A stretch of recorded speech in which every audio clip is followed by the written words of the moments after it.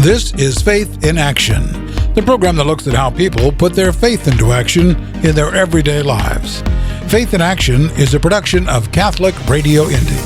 Now here's today's program. This is Faith in Action on Catholic Radio. I'm Jim Ganley. Our co-host is Bridget Eyre. Hello. And Bridget, it is still news, so we do want to tell people again about the Spanish language programming that we've added to our website. If you go to CatholicRadioIndy.org, CatholicRadioIndy.org, you'll see over on the right-hand side a little button that says Habla Español, and if you click on that, you'll go to 24-hour-a-day Catholic radio and TV programming in Spanish, Catholic programming in Spanish 24/7, just by clicking on that. And so maybe you're not a Spanish speaker, but you probably have some friends or neighbors or people at church that you could share that with, and maybe even share it with the people at your parish office, as they're always looking for tools to minister to their Hispanic population. So Catholic Radio Indy, INDY.org, and click on the Habla Español button and Spanish programming. Wow. 24/7. And you mentioned about sharing things.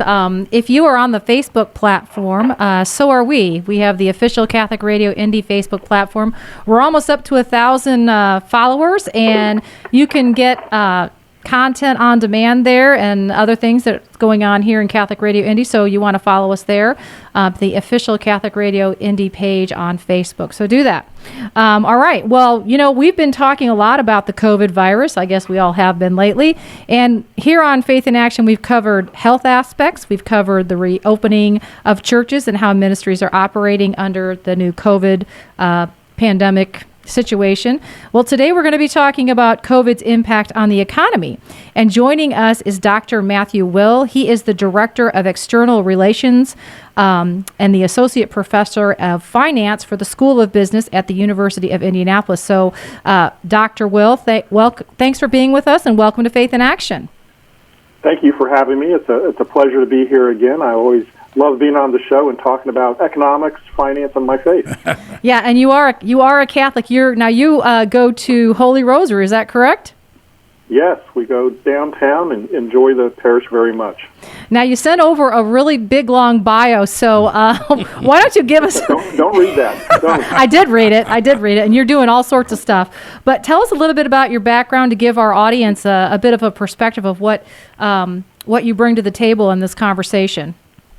Yeah, so I appreciate that question, and I'll try to make it not boring for the folks, but I'm an accidental professor. I didn't plan to be a professor. I didn't want to be one in life. I'm a military brat. I grew up all over the world, and my dad was a sergeant in the Air Force. He then became a deacon in the Catholic Church. And I went to Indiana University, came back to Indiana once the high school began. I didn't live here until then. I got my bachelor's degree from IU in Bloomington, my MBA from Bloomington as well. I went off to private industry for a number of years. Did work for a private equity company, an insurance company, lived in San Francisco, Baltimore. Eventually decided to start teaching because we changed our lifestyles so that we wanted to be more family-friendly, and that was a much more family-friendly career path for me. I started teaching at Johns Hopkins University in Baltimore, Maryland. It was a wonderful place, one of the best schools in the world. And I started teaching there. We moved to Indiana about 20 years ago, and I started teaching at the University of Indianapolis. It is a United Methodist affiliated school, and that really appealed to me. I liked that aspect. My doctorate is from Anderson University right here in Indiana. And the reason I chose that is because it is a faith-based institution as well. And so faith integration was a very important part of our education there. And so when I was pursuing my doctorate, that was an important component for me. And I'm so happy to have done that. And so that's I do a lot of things on the side. I write books. I used to have my own radio show. I do TV interviews. I'm on the board of directors for Cathedral High School. I'm also on the board of directors for Crystal House International. We run schools all around the world. and I'm on a bunch of other boards, like so many people are. And God has blessed me, so my wife and I have decided it's our job to give back in many ways that more than God has given us. So that's kind of where I stand. Well, that's really awesome. You're not a economist who's Catholic. It sounds like you're a Catholic economist. So talk a little bit about your faith and how that informs what you do, and I guess in terms of all your roles. I always like to talk about my faith, but I don't get to on a regular basis in my job. Mm-hmm. So things like this really are wonderful for me to do that. I'm a believer that capitalism and the Catholic faith are very much consistent with each other. There's a big misperception that socialism is consistent with the Catholic faith, and that's from the teachings of the church, that is absolutely unequivocally wrong. Anybody that knows Catholic teaching just has to go back to read Rerum Novarum, mm-hmm. and they would find instantly that it's explicit that when it says, to remedy these wrongs, the socialists working on the poor man's envy of the rich are striving to do away with private property. And it goes on to say socialism is explicitly contradictory to Catholic teaching. And so I really embrace that concept. And I think a lot of people who are capitalists like to embrace that concept also, but they like to ignore the rest of Rerum Novarum and some of the other encyclicals that talked about how we need to be charitable until it hurts. And so, I like to say the goal of a Catholic is to work really hard, become very rich, and then give it all away. So that's your goal in life. Well, I want to, we're talking with Dr. Matthew Will. He's the Director of External Relations and Associate Professor of Finance for the School of Business at the University of Indianapolis. And you kind of answered that in the second question there, as it relates to the Catholic faith and socialism, or rather the Catholic faith and capitalism, and how those two are compatible. So obviously, I'm going to ask you this. Actually, Bridget, I'll tell you, not how they're completely incompatible, because right. One of the other quotes in Rerum Novarum is that it says that it is the main tenets of socialism, which is the community of goods, must be utterly rejected. And so when you hear the rioters out there claiming that they want to eliminate capitalism and create this communal society, we as Catholics must reject that. It is not a question, it's a matter of Catholic doctrine that must be rejected. So I guess my point was capitalism and the Catholic Church are compatible, correct? Very much so. Okay. They're very compatible, but we need to be aware that, as even Pope Francis has said recently, that does not mean selfishness. Right. When the former Pope wrote Charity and Truth, he was very adamant that you must be involved in giving away your earthly possessions, and you must consider them that of the community. Now, they didn't say it community as in it belongs to the community, but you must give it to those people in need, and to hoard it yourself is a sin. So obviously there's dangers in capitalism that you're mentioning right there with being selfish. So I'm guessing that, do you believe that government spending is the answer, or do you have more of a laissez-faire perspective? And I think you kind of answered that, but talk about that a little bit in terms of your perspective as it relates to the economy. Sure. There is a role of government. There's no doubt. And in fact, I'm sure we'll talk about it here in a little bit. Yep. And that is with the COVID situation. And, when the government made a mandate that companies must do certain things, then they have an obligation to make the entity whole. You can't deprive someone of income and then not reimburse them for what you just did to them. But no, the less government, the better. And it's not a matter of opinion, it's just a matter of fact. When you look at history, those attempts to equalize income and create this, communist socialism, equal outcomes for all, has created the biggest gaps. The 8 years prior to President Trump coming to office, we saw a huge expansion of socialist policies, big government policies, yet the wealth gap expanded. Since he's been in office, we've seen an elimination of a lot of those policies, and the wealth gap has decreased. Why? Yeah, why? Because whenever the government intervenes and whenever they try to redistribute wealth, people with means can avoid it. So all these people moving out of New York to go to Florida, they have the ability to do that. So the people who remain behind are the low-income folks who do not have the ability to escape the economic oppression that's being forced on everyone else. So in an attempt to equalize income through redistribution, you actually make the problem worse. There's no society in history that has a greater average wealth and a lower dispersion of wealth than the United States, and it's because of our capitalist society. Now, I think, Dr. Will, that most people's first encounter with COVID was the kind of absolute shutdown. Don't go to work, don't go to school, don't go to church. And that really had a big effect on the economy. Is that something that we're likely to ever recover from? Are we ever going to get back to, quote, the way it was, unquote? I think the answer is yes, and we're heading in that direction. I mean, the economy is very resilient. We saw that the unemployment rate, the Bureau of Labor Statistics, we in April we were at 14.6%, and if you factor in, the data was very messed up, but most of us, and even the Bureau of Labor Statistics estimates it's probably closer to 24.9, 25%.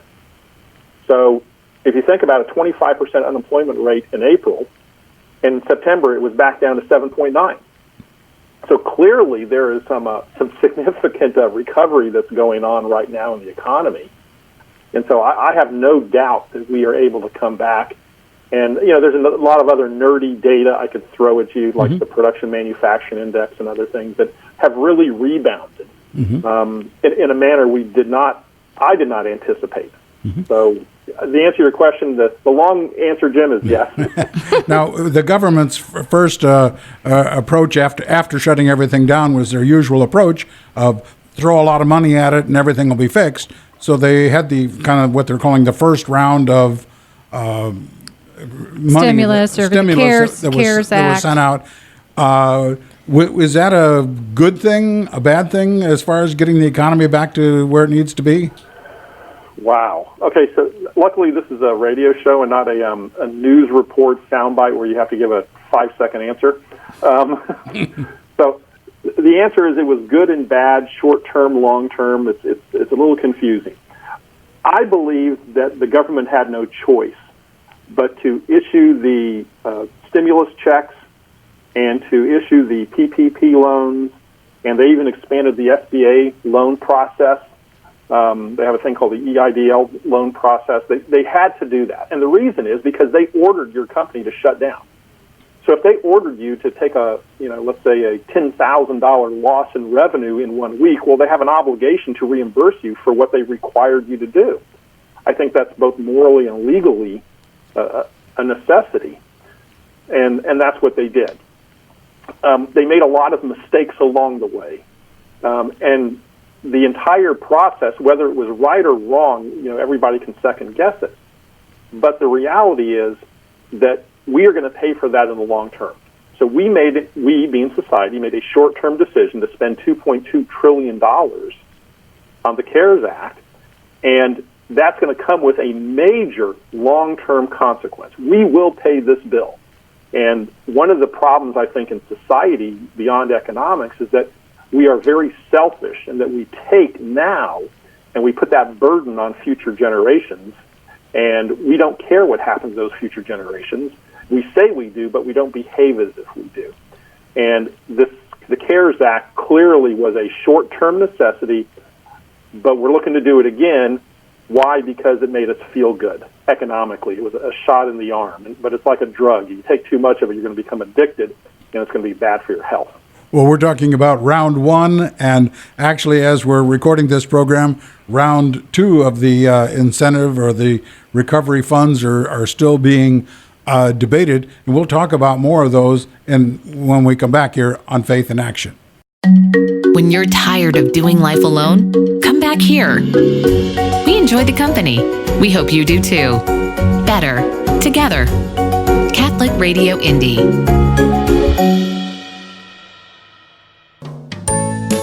Alexa, what's the weather forecast for today? Alexa, what time is the Colts game today? Alexa, remind me to pick up the dry cleaning tomorrow. Has Alexa become a part of your daily routine? Then make sure that routine includes Alexa, play Catholic Radio Indy. Catholic Radio Indy. Quick, easy access to Catholic programming 24/7. Just say, Alexa, play Catholic Radio Indy. Catholic Radio Indy. You can hear the Holy Mass every day at 8 a.m. right here on Catholic Radio Indy. Welcome back to Faith in Action. I'm Bridget Eyre. Jim Ganley and I are in the studio, and we're talking with our guest, Dr. Matthew Will. He is the Director of External Relations and the Associate Professor of Finance for the School of Business at the University of Indianapolis. And we're talking about the economic impact of COVID. And I want to talk real quickly about how has Indiana been doing in terms of recovery as it relates to other places around the country. You know, the thing about that is you almost have to look at where we were before and what industries were hit. You know, Indiana was in a good place and a bad place relative to this whole COVID situation. The bad place is we are heavily dependent upon tourism, especially here in central Indiana. You know, about 2.5% of our gross state product, about almost $10 billion is tourism. And that industry employs about 83,000 people. And if you think about it, these hotels shut down. So almost every one of those employees were gone and without a job. So think about 83,000 people losing their jobs. And that amounts to about $27 billion in wages and about over $1 billion in tax revenues. So even after the recovery, so Bridget, you mentioned, how are we recovering? Even the most optimistic forecast puts it about half. That we're going to be half as many visitors coming to the state, visiting the convention center, half as many tax revenues, half as many employees, and half as many wages. So that's a really big hit to our economy. And, you know, I was downtown yesterday, and it looks like a ghost town. You know, massive buildings that are empty. On the flip side, we have benefited where the rest of the country has not from our logistics. We are the largest logistics hub in the world in central Indiana. The world, not just, you know, the United States. We have more logistics, third-party logistics distribution centers than you're going to see anywhere.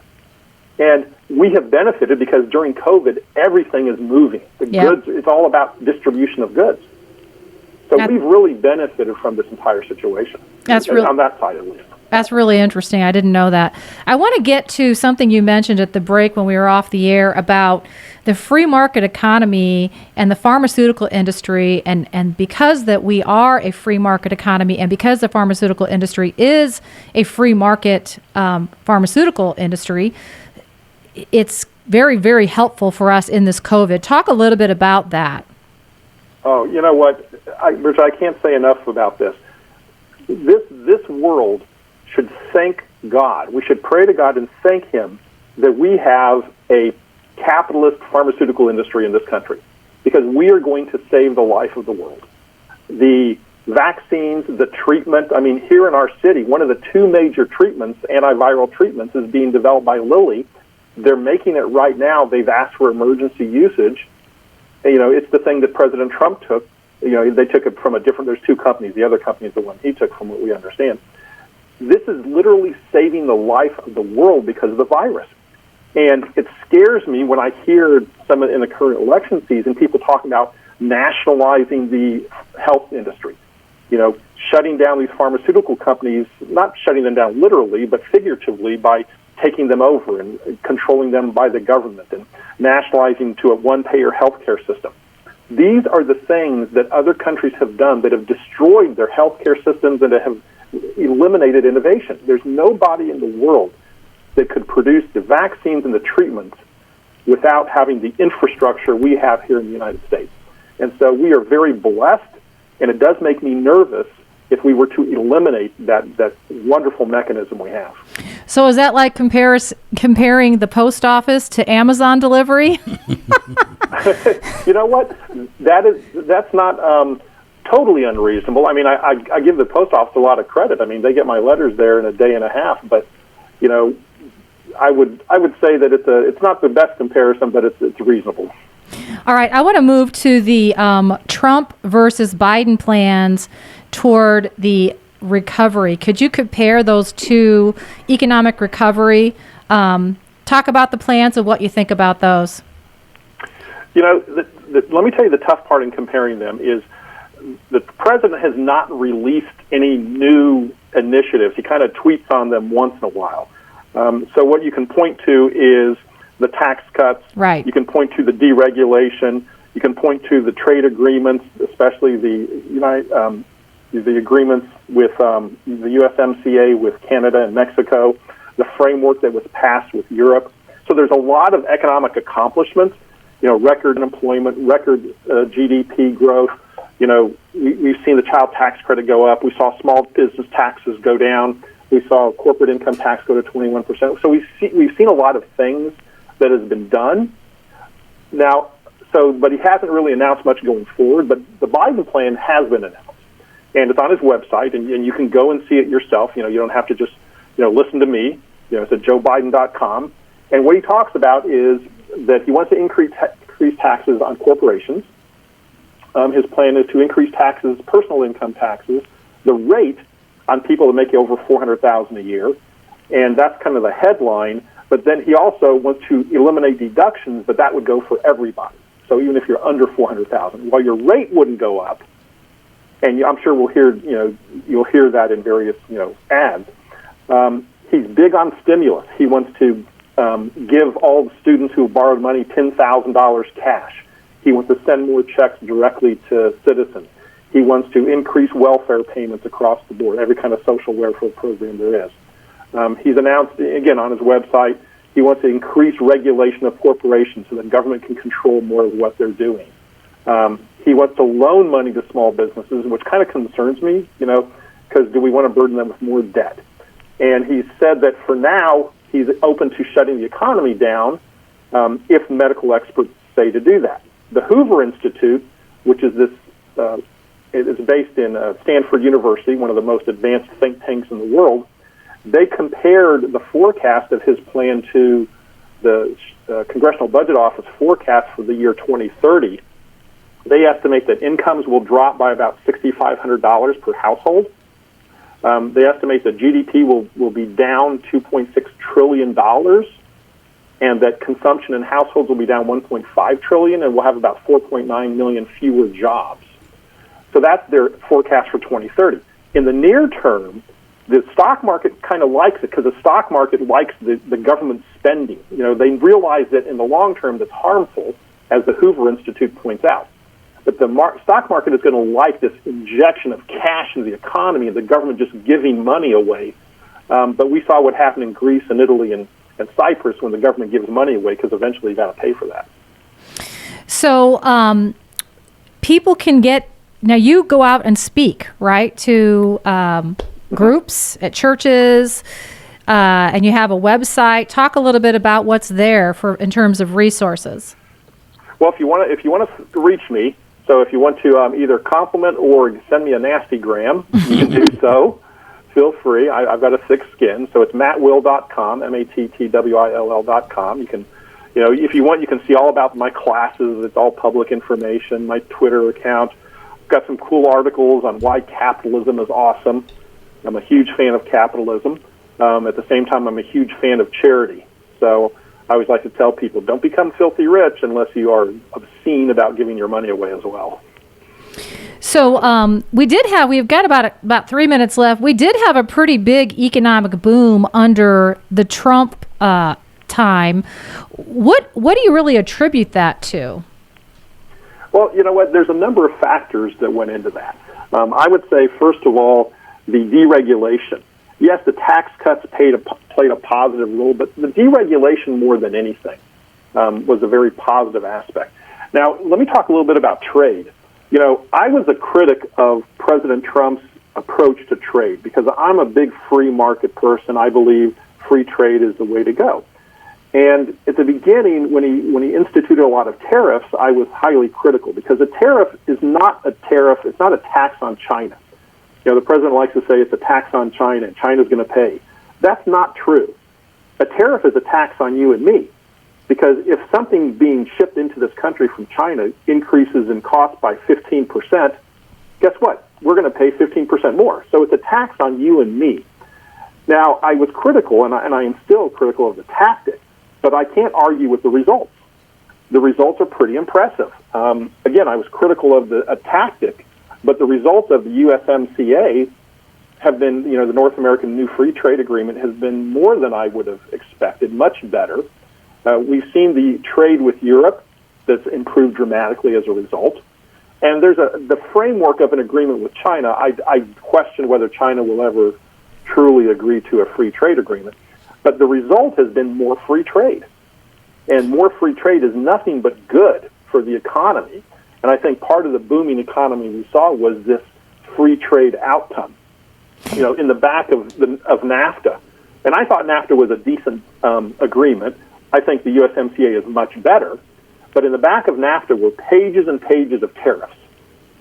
If you go to the back of the USMCA, you see almost nothing. It's pages of blank. In fact, when I first read it, I thought, there must be a typo here. And then I checked on it, and no, it's actually 0 tariffs. The only tariffs that exist are the tariffs for Canadian dairy. That's a very strong lobby in Canada, so they got dairy tariffs put in to protect themselves from competition from Wisconsin and the northern states. But I would say the biggest thing was free trade, tax cuts, deregulation. I'm a little critical of the spending. I think the president tends to spend more money than we need to. That's going to come home to roost, as I mentioned earlier. I'm not a fan of that. And I'm not, I question whether I know it wasn't good fiscal policy. But I understand, in the world of politics, giving money away is very popular. Well, we're out of time. You've been very interesting here. Our guest has been Dr. Matthew Will, the Director of External Relations and Associate Professor of Finance for the School of Business for the University of Indianapolis. Thank you so much for giving us your perspective. And for more of Dr. Matt Will, you can get him at www.mattwill.com. Thanks so much for being our guest today. You have been listening to Faith in Action, the program that looks at how people put their faith into action in their everyday lives. Faith in Action is a presentation of Catholic Radio Indy. You can hear this episode of Faith in Action again, or any past episode, at catholicradioindy.org. If you have a suggestion for a guest or topic for a future program, please call us at 317-870-8400 or email Jim at catholicradioindy.org.